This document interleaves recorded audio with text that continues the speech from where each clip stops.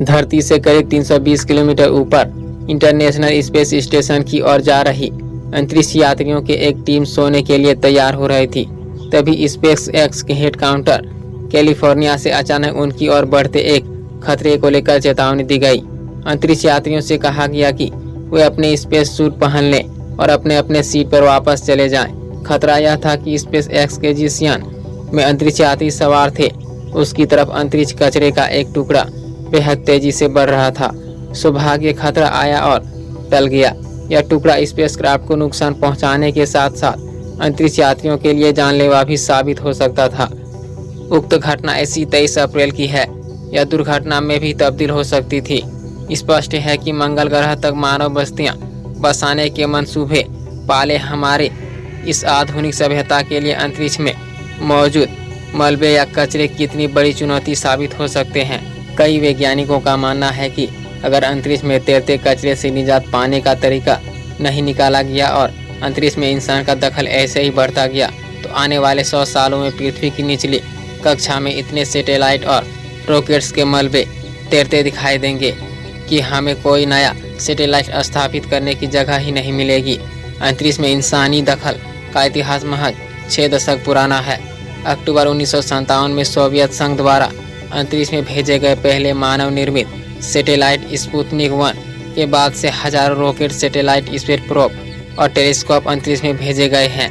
लिहाजा वक्त के साथ अंतरिक्ष में कचरा बढ़ने की रफ्तार भी बढ़ती गई है।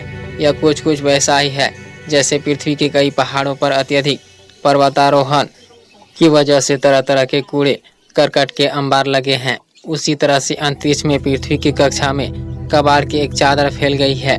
एक अनुमान के मुताबिक पिछले 25 वर्षों में अंतरिक्ष में कचरे की मात्रा दुगनी से भी ज्यादा हो गई है। अंतरिक्ष में बढ़ता कबाड़ वैज्ञानिकों के लिए सिरदर्द बन गया है। इससे इनकार नहीं किया जा सकता है कि आने वाले वक्त में पृथ्वी की कक्षा कम्युनिकेशन सैटेलाइट से इस कदर भर जाएगी कि इससे नए सैटेलाइट्स के लिए जगह ही नहीं बचेगी।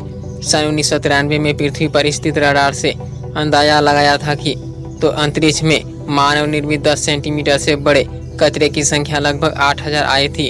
आज 5000 से ज़्यादा तो 1 मीटर से बड़े कचरे हैं।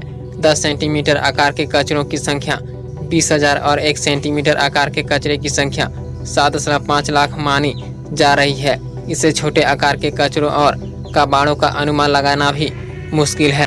वहीं नासा की योजना यह है कि पृथ्वी से लेजर किरणें भेजकर अंतरिक्ष में मौजूद कचरे को या तो बाहरी कक्षाओं में धकेल दिया जाए या फिर समाप्त कर दिया जाए। फिलहाल जापान की स्काई परफेक्ट जेसेट कॉर्प नामक एक कंपनी इसी दिशा में काम कर रही है। कंपनी के मुताबिक लेजर से निकलने वाली ऊर्जा कचरे की कक्षा को बाधित कर उसे धरती के वायुमंडल में धकेल देगी, जहां वो जलकर खाक हो जाएगा। नासा भी एक इलेक्ट्रोनेट पर काम कर रही है। यह जाल अंतरिक्ष में मौजूद कचरे को बांधेगा और वापस धरती के वायुमंडल में लाएगा, लेकिन इस कॉन्सेप्ट पर ठोस काम होना अभी बाकी है। सो गाइस, आज की वीडियो में इतना ही। अगर वीडियो इन्फॉर्मेशन लगता है तो हमारे चैनल को लाइक करें, सब्सक्राइब करें और हमारे साथ बने रहें। तब तक के लिए जय हिंद, वंदे मातरम।